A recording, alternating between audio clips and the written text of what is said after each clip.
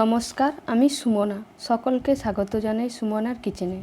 আজ আমি আপনাদের সামনে যে রেসিপিটা করব সেটি হলো গন্ধ পাতা অথবা গাঁদাল পাতার বড়া। এটি খুবই নরমাল একটি রেসিপি এবং খুবই উপকারী আমাদের শরীরের জন্য। চলুন দেখে নিই রেসিপিটা কিভাবে তৈরি করলাম। আমি এখানে আমাদের গাছের গাঁদাল পাতা তুলে নিয়ে এসেছি, ধুয়ে পরিষ্কার করে নিয়েছি এবং পাতাটাকে ভালো করে বেটে নিচ্ছি। আমি এখানে পাতাটিকে শিলনোড়ায় বেটে নিয়েছি। আপনারা চাইলে মিক্সার গ্রাইন্ডারেও বাটতে পারেন, তবে আমার মনে হয় শিলনোড়ায় বাটলে এটা বেশি টেস্ট হয়। এবার চলুন দেখে নেওয়া যাক রেসিপির জন্য কি কি নিলাম। পরিমাণ মতো খেসারি ডালের বাটা নিয়ে নিয়েছি। সামান্য পরিমাণ গোটা জিরা ও কালো জিরা নিয়ে নিলাম। পরিমাণ মতো হলুদ ও লঙ্কার গুঁড়ো ও লবণ দিয়ে দিব।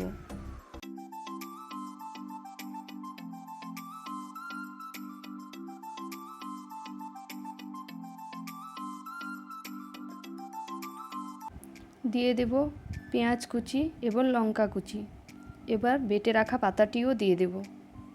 চলুন এবার সব কিছু ভালোভাবে মাখিয়ে নেওয়া যাক।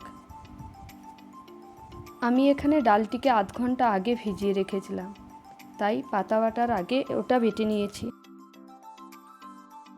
তোমরা চাইলে ডালটিকেও শিলনোড়ায় বাটতে পারো, আমিও শিলনোড়ায় বেটেছি। কোনো রকম সার ওষুধ ছাড়া এই পাতাগুলো হয়, তাই এই গাঁদাল পাতার বড়া গরম ভাতের সঙ্গে খেতে খুবই ভালো লাগে, খুবই মজার হয়। আপনারাও বাড়িতে বানিয়ে দেখতে পারেন, খুবই সুস্বাদু হয় এই বড়াটি।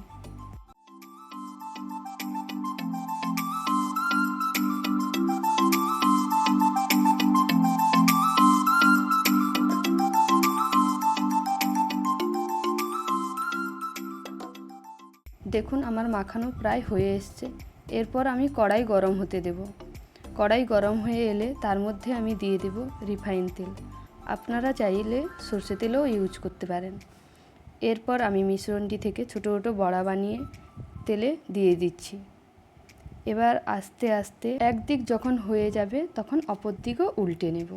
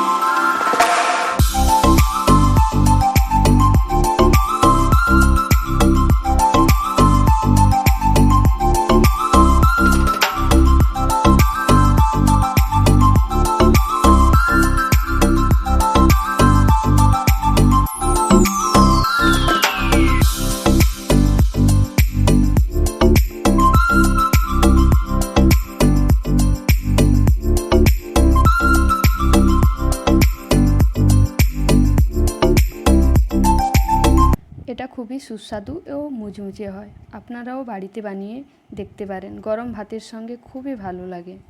ভিডিওটি এতক্ষণ ধৈর্য ধরে দেখার জন্য আপনাদেরকে অনেক অনেক ধন্যবাদ জানাই। যদি ভালো লেগে থাকে বাড়িতে একবার অবশ্যই ট্রাই করে দেখতে পারেন।